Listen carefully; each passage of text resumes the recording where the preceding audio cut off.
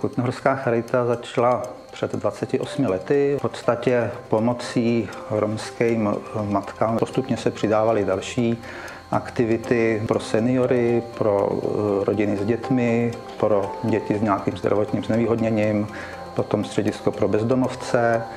My jsme středisko, který se zaměřuje na práci s dětma. Máme tady ještě předškolní klub, kde se pracuje s rodinama s dětma, děti od 3 do 6 let a připravují se na školní docházku. A kluby Maják. A tam chodí děti ve věku od 6 do 13 let, klub Kotva, a tam chodí děti od 13 do 26 let. Chodí sem děti s různými problémy, se školní docházkou, s prospěchem, mají problémy v rodině, co se týká širší veřejnosti nebo s nějakou drobnou kriminalitou, s krádežem, výtržnictvím a tak dále. Ty děcka se mnohdy nemají komu svěřit, nemají s kým řešit ten problém. Řešíme problémy, které řeší prostě ve svém věku. A je to od školy přes zaměstnání, nějakou registraci na úřadu práce, jejich vztahové problémy, těhotenství, drogy, prostě to, co je potřeba. Pomohlo mi to určitě, když jsem chodíme i kvůli škole, že třeba když nám nejde ve škole třeba plácnu matika, tak sem určitě přijdeme a tady nám s tím snaží pomoct. No. Tady v Kotvě to bylo super, že jsme měli ten prostor tady. Co se týče jakoby učiva, pro mě je to strašně důležité, že ty lidi tady jsou a že ty lidi mi dokážou pomoct vlastně i s těma dětmi.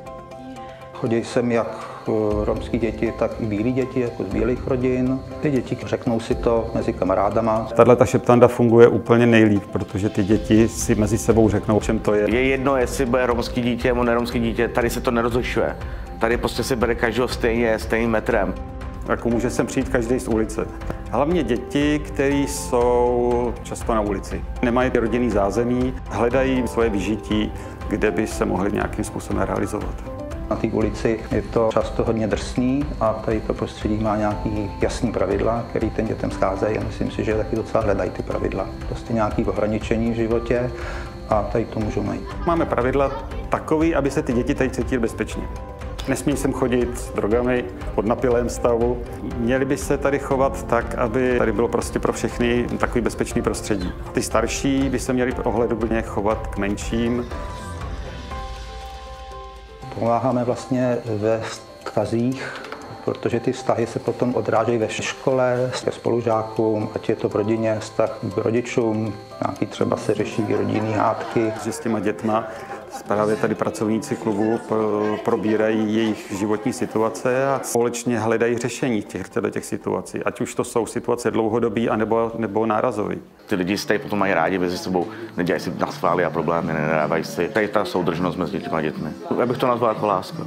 Já jsem navrhnul, jestli teda by mohl udělat jakoby klubovnu, kdyby se mohl hrát na kytaru a na nějaký hudební nástroj prostě a to. A děti začal jsem učit jakoby, že se budou chodit sem děti, že ho učit. Takže ono se to chytlo. Začali jsme hrát na hudební nástroje. Když jsem přijdem s kámošema, tak přijdeme, zahrajeme si na kytaru třeba. Nebo... Proč vlastně dělám pro Kotvu?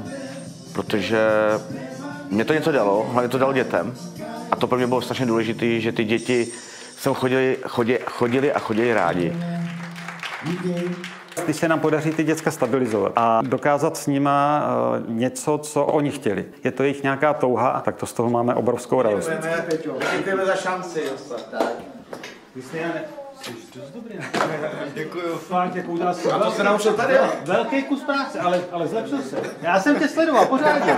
Dobrý, a jednou se sese.